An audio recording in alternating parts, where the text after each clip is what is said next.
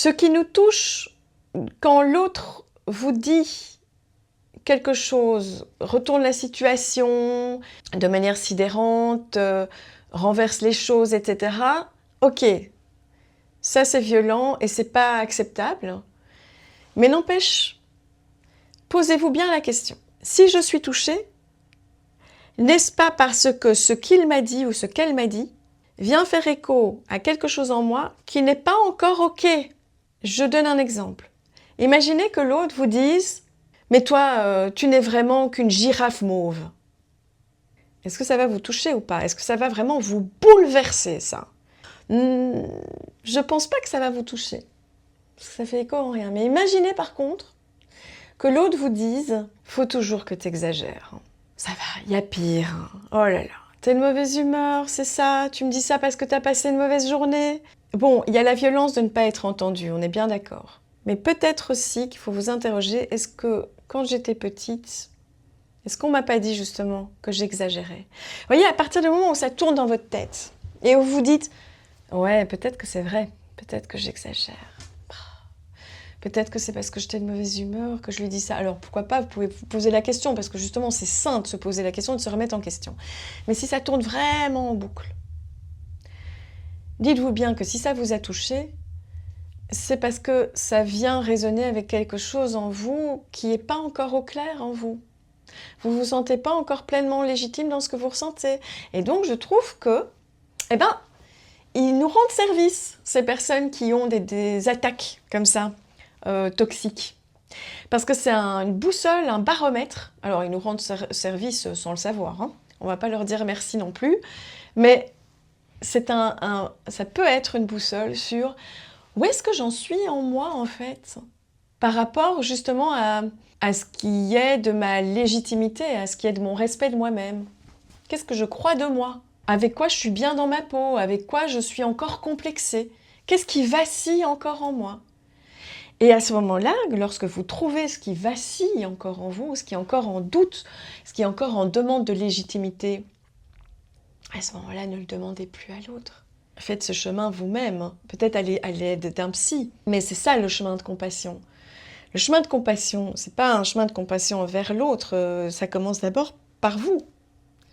La compassion, elle commence par nous-mêmes. C'est l'accueil, l'acceptation totale, sans jugement, de tout ce qui nous traverse. Parce qu'encore une fois, on n'est pas tout puissant, on fait ce qu'on peut. L'expérience humaine, c'est déjà assez compliqué comme ça. Donc je crois qu'on a vraiment le droit à accepter notre non-toute-puissance, notre impuissance. On a le droit d'accepter notre impuissance. Et ce qui résonne en vous, à ce moment-là, peut être un levier, c'est-à-dire une émancipation. Si vous ne vous sentez pas légitime, essayez de voir pourquoi. Qu'est-ce qui s'est passé dans votre histoire? Parce que c'est ça que vous avez à régler. J'en ai parlé dans Attirés par ceux qui nous détruisent, en parlant du concept de jouissance. Nous sommes inconsciemment dans nos choix amoureux, dans nos choix relationnels, si vous voulez, où c'est votre manque dans l'enfance qui va choisir votre futur amoureux, votre future amoureuse. Pourquoi? Parce qu'on est comme ça, en tant qu'être humain.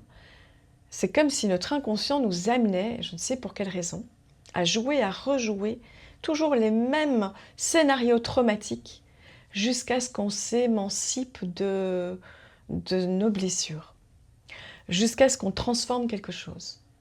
Sinon, on sera encore en demande de ce qui nous a manqué. Donc c'est toujours intéressant quand vous avez vécu une relation toxique, que vous êtes dedans, qu'est-ce qui en moi a besoin d'être grandi? Qu'est-ce qui en moi a besoin d'être réparé? Où est-ce que j'en suis? Où est-ce que j'en suis? Vous savez, l'autre fait du mal par ses propos, ses mots, etc. Mais au final,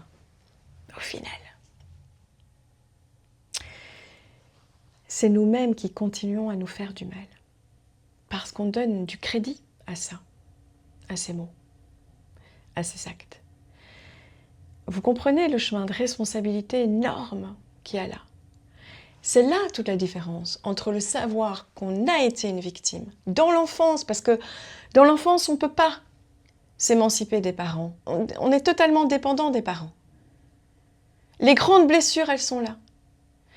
Il faut repérer là où on a été victime dans l'enfance, d'abus psychiques, d'abus physiques. Je vais longuement en parler. Savoir où est-ce qu'on a été victime avec un partenaire. Mais ensuite, c'est un chemin de responsabilité. La responsabilité, ça veut dire être capable de répondre à nos besoins, à nos limites, pour ne pas vivre notre vie comme une victime. Avez-vous vraiment envie de vivre votre vie comme une victime? C'est pas agréable, hein? Empruntez le chemin de la victoire.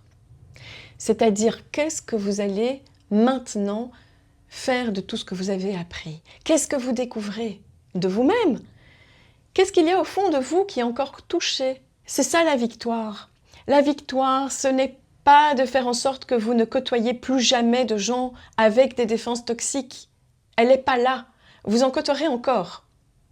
La victoire, ce n'est pas d'éradiquer les souffrances de votre vie et les défis de votre vie. Il y en aura encore plein. La victoire, c'est que vous ne soyez pas engouffré là-dedans. La victoire, c'est de pouvoir y mettre de la vie, transformer tout cela et faites un chemin de découverte de vous-même. Où en êtes-vous? Où en êtes-vous? C'est ça votre force.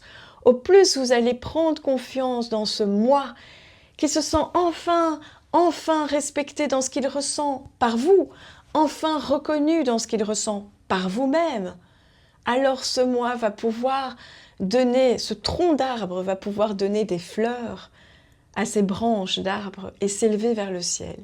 Donc regardez vos racines. Qu'est-ce qui s'est passé dans cette enfance qui fait que ce quelqu'un-là, adulte devant vous, arrive à vous faire vaciller? À quoi ça fait écho en vous? Transformez ces douleurs-là. Prenez soin de vos manques irréparables. Parce qu'il y a des manques qui ne sont pas réparables. Pour que votre tronc d'arbre soit plus fort. Que vous n'ayez pas une grosse écorce toute épaisse qui vous empêche d'aimer encore. C'est important d'aimer. Être aimé dans l'enfance, c'est essentiel.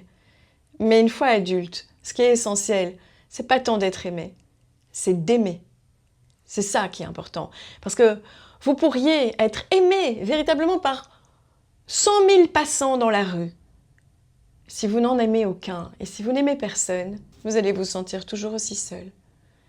L'essentiel dans une vie adulte, c'est pas d'être aimé, c'est d'aimer à votre tour. Alors comment est-ce que vous pouvez vous émanciper de l'enfant qui est en vous, qui a été blessé véritablement, qui a été victime véritablement, pour pouvoir laisser de la place à l'adulte que vous êtes, unique, singulier et merveilleux. Et pour que cet adulte puisse ne pas se comporter comme une victime, mais au contraire être victorieux et offrir ce qu'il a à réaliser dans sa singularité au monde, aux autres. Très belle journée à vous.